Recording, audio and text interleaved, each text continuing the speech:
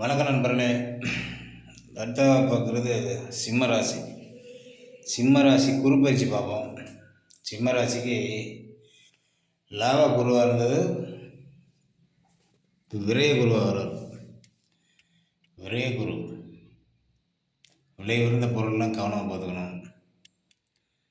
நல்ல நண்பர்கள் கிடைப்பாங்க, உறவினர்கள் கிடைப்பாங்க, பொறுமையாக தான் கிடைப்பாங்க. குரு பயிற்சியான முன்னாடி நல்லா ஒன்றா கிடைப்பாங்க. கடன் அடைபடும், எதிரிகளால் ஏற்பட்ட பிரச்சனைகள் ஆகலாம்.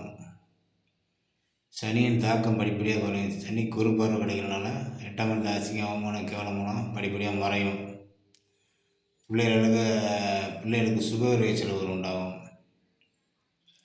இது விரைய குருவானதால் நல்ல குரு பயிற்சி தான்.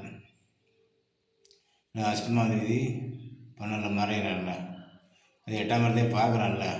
8ல் சனி இருக்கிறனால அஷ்டமதியோட தாக்கம் குறையும். நல்ல நண்பர்கள், உறவினர்கள், புதிய நட்புகள் கிடைக்கும், உறவுகள் கிடைக்கும். கடன் அடைபடும், கடன் கேட்டாலும் கிடைக்கும். அசிங்க, அவமானம், கேவலம்லாம் மறையும். தனியின் தாக்கம் குறைய நல்லது நடக்கும். நன்றி, வணக்கம்.